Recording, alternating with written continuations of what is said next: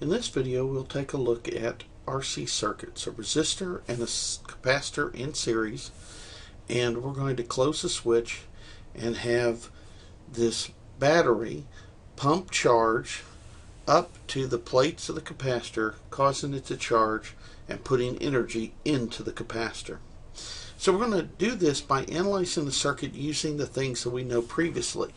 We need to know the definition of parallel. The two elements are in parallel if they have the same voltage across them. Two elements are in series. The definition being that if they are in series, they have the same charge flowing through them, or the same current, if you would. And we need to know things like Ohm's law and the definition of capacitance. We also need to know definitions of an open circuit. An open circuit is a circuit through which no current flows. And a short circuit. A short circuit is a circuit element in which there is no voltage dropped across it. So using just these definitions, Kirchhoff's laws, and the stuff we've covered previously, we're going to be able to analyze and get a lot of information about an RC circuit without a lot of advanced mathematics that might be required in the calculus-based course. So, charging the capacitor, we're going to start with the switch is open. And so at this moment, here's the switch. And so this is an open circuit, and that tells me that because it's open, the current here is 0. So initially, there is no current flowing through this circuit. I'm going to put that as I0, and I'm going to put a minus to indicate that that's just before, just a fraction of a second before we close the switch. And that's 0 amps. Now, if there's no current flowing through the circuit, then the voltage dropped across the resistor, which I'll call VR0 minus, just before we close the switch, is determined by Ohm's law, which is the current flowing, 0, times the resistance. So there is no voltage dropped across that resistor. We can put that down in here as well. The voltage across the resistor is equal to the current at that instant times the resistance, but that's 0, so therefore there's 0 volts. Now, the next thing we need to do is find the voltage across the capacitor, and that's a little bit problematic because I don't know necessarily ahead of time if there had been some charge put on the capacitor in the past. We will assume that our problem is one such that there is no charge right now on the positive plate or on this plate. So there's no separation of charge. If there is no charge on the plate, then there's also no voltage across the capacitor. So we're going to assume that initially the capacitor is uncharged.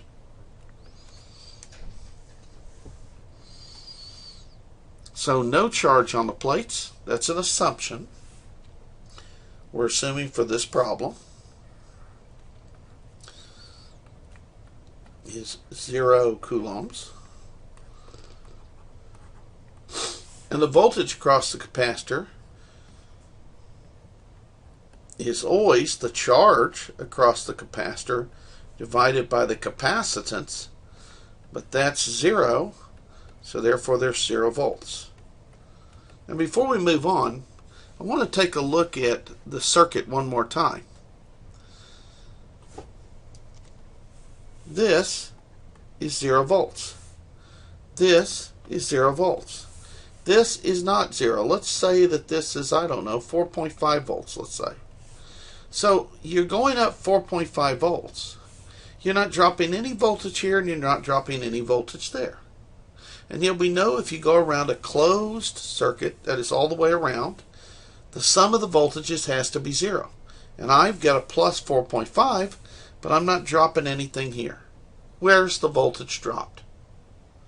Stop the video if necessary and think about this before going on. The voltage is dropped right across the switch.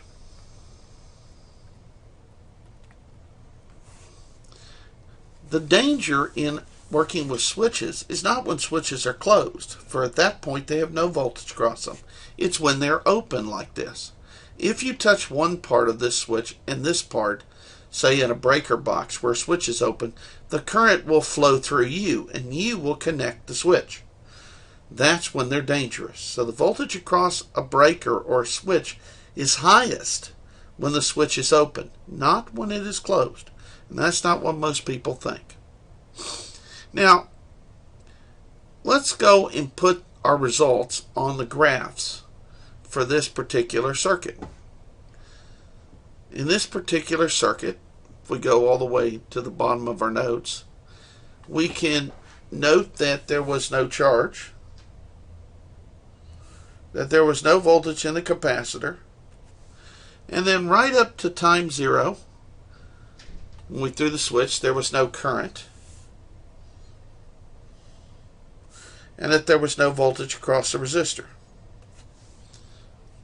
That's our 4 results that we got for before the switch was closed. Now, we're going to go back up now, and now we're going to close the switch. So now we close the switch, and when we close the switch, the voltage across the switch is 0 because the switch acts as a short.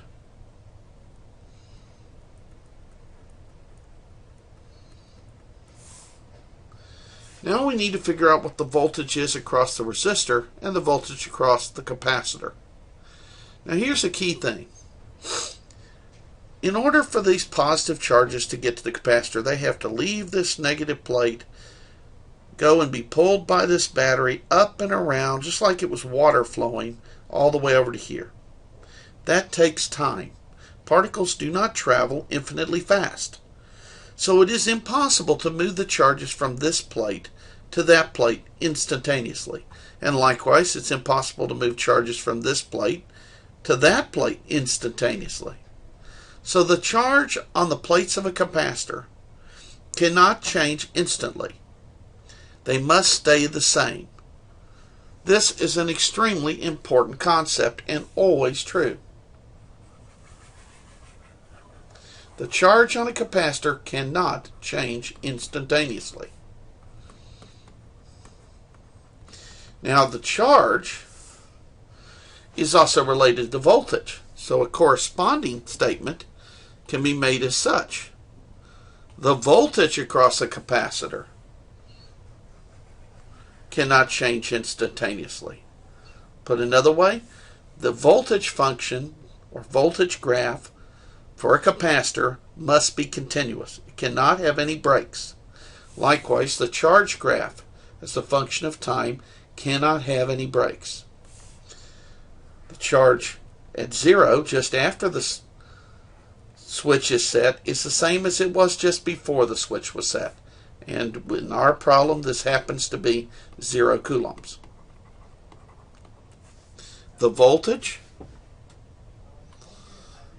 on the capacitor after the switch was set has to equal the voltage in the capacitor just before the switch was set. And we found previously that that was 0 volts.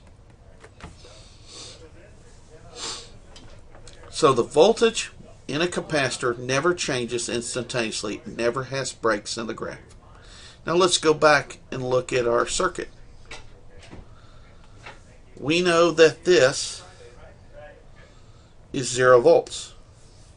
We know that this is 0 coulombs. From here to there, I step up a voltage equal to the battery. From here to here, I do not lose any voltage. From there to the resistor, and from the resistor to the capacitor, I have to get back down to 0. So if I went up, say 4.5 volts here, I have to drop 4.5 volts either across the resistor, capacitor, or both. But I know that I'm not dropping anything across the capacitor.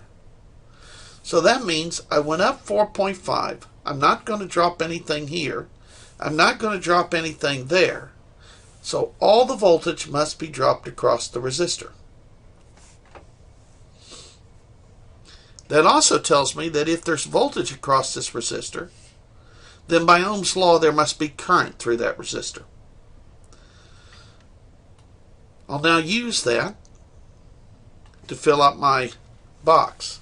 We know that the voltage across the resistor is equal to the voltage of the battery. And by Ohm's law, the current through the resistor is equal to the voltage of the resistor divided by its resistance.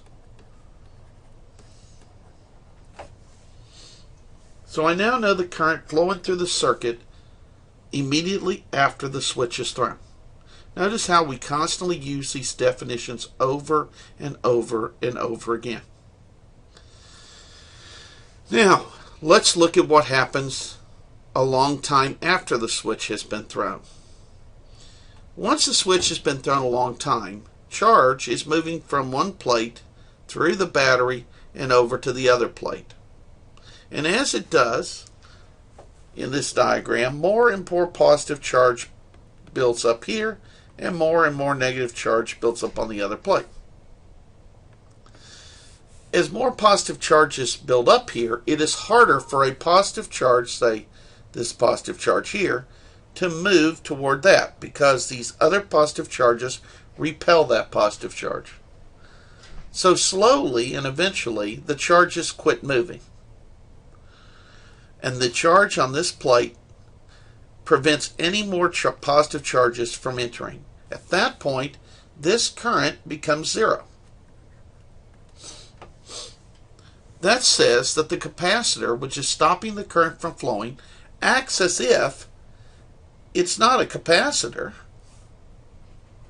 but it acts like it's an open circuit, like this. Now, if it's an open circuit, no current flows and there's no voltage across the resistor. So therefore, all of the battery's voltage must be dropped across the capacitor. Using these facts, I can now fill out the table for this. First, the important fact, a charging capacitor becomes an open circuit after it's sat for a long time. So that means that I at infinity is zero. The voltage across the resistor, using Ohm's law, is I infinity times R is equal to 0 volts. The voltage across the capacitor is eventually equal to the battery's voltage.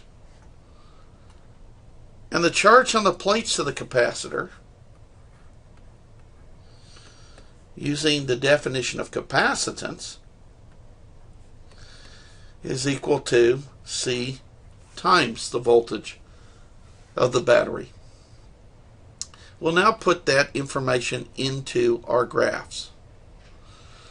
So, the charge did not initially change. It stayed right here. But eventually, it gets up to CE there. And it has to be a smooth curve, so it must look something like this. Likewise, the voltage in the battery eventually becomes E, and it looks like that. In the current's case, the current jumps to E over R, and eventually comes back to 0. So it goes like that. And the battery voltage jumps for the resistor to E, and then the resistor's voltage goes back down like that. Alright, we'll finish this on the next video.